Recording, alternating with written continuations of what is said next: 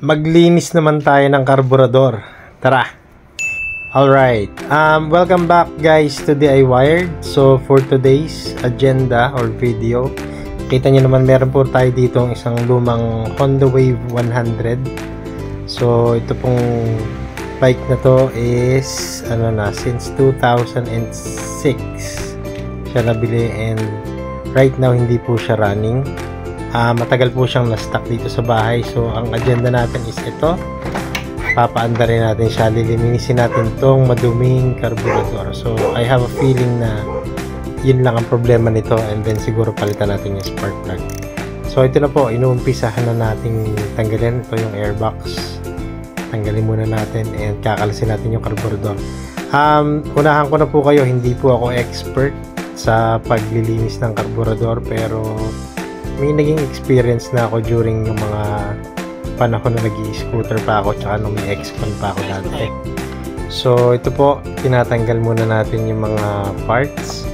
Now, sa pagtatanggal ng karburador, wala naman kayong dapat ikatakot. Basta make sure lang na ililigpit nyo lahat yung mga tatanggalin yung mga tornilyo. Pagsamasamahin nyo sa isang lalagyanan para hindi kayo mahirapan. Yan. So ito na po yung airbox. Kita nyo naman, napakadumi talaga ng airbox. So mamaya bubuksan ko yan, and then ito muna ang focus natin kasi feeling ko madumi na to. So gamit tayo ng pliers para maluwagan natin to. Hindi ko alam kung injector ang tawag dyan.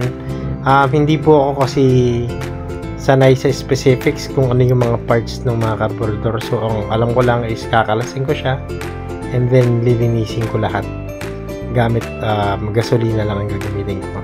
Meron naman pong mga nabibiling carburetor cleaner.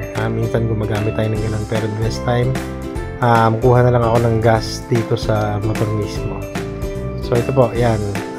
Ingat lang sa pagtanggal kasi sometimes habang binubuksan mo to, may mga spring to, and minsan magulat ka, lumipad, hindi mo makita kung nasa ano.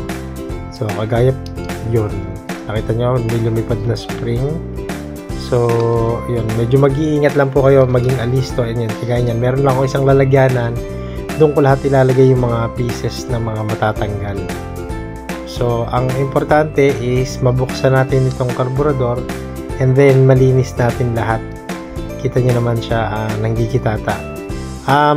Kagandahan po sa carburetor is madali siyang i-maintain.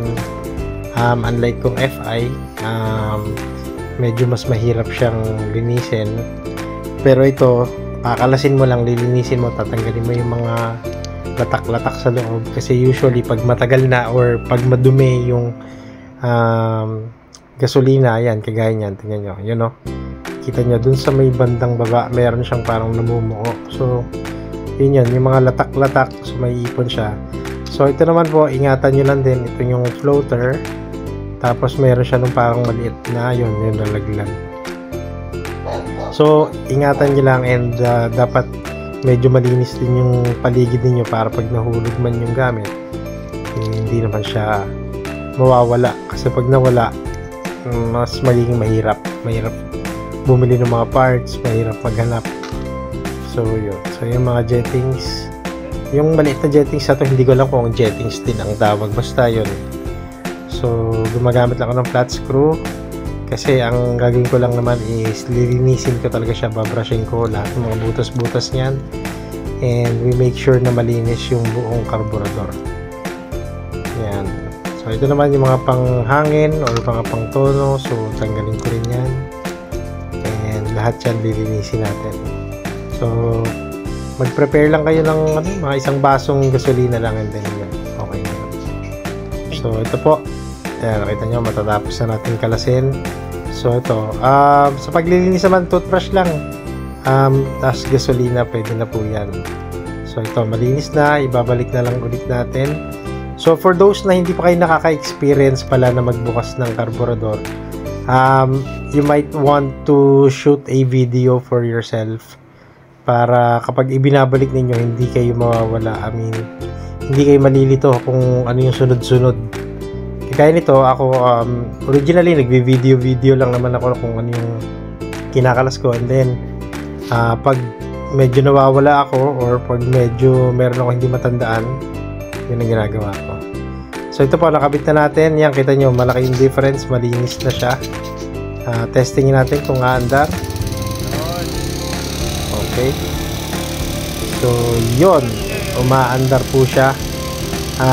Siguro i-adjust ko na lang yung mga hangin.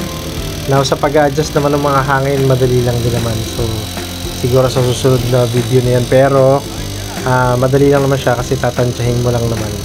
Usually ginagawa ko, sinasagad ko muna yung dulo, tapos unti-unti ko siyang ibinabalik habang nagre-revolution ako. So ito, kita nyo naman, nag-adjust lang ako ng hangin paunti-unti hanggang sa makuha ko yung timpla na gusto ko. Yun naman ang kagandahan sa carburetor, mas madali siyang paandarin, mas madali siyang ilinisin. Linis-linis lang and then okay na. So ito po, ina-adjust ko lang. Yan, okay. So kita nyo naman, napaandar naman natin. So last na gagawin natin is syempre ibalik natin. Okay, bulag pa pala yung ilaw nito. Kita nyo naman. So sobrang luma na nitong motor na to, pero iniisip ko if i-restore ko siya. So ito, nakabili na ako ng bagong air filter kasi sobrang dumi nung air filter nung binuksan natin. So ibalik na natin lahat yung mga kaha. Yan, madali lang naman din kalasin ito. Yun naman ang kagandahan sa mga lumang motor na to, walang masyadong mga electronics na kung ano-ano. So yun, ito po, napaandar na natin. Medyo may lagitik siya, so susunod siguro yun ang project natin sa may timing chain. So ayun na nga po guys, thank you so much for watching DI Wired. Sana po may natutunan kayo sa paglinis ng carb, and sa susunod na video, ayos.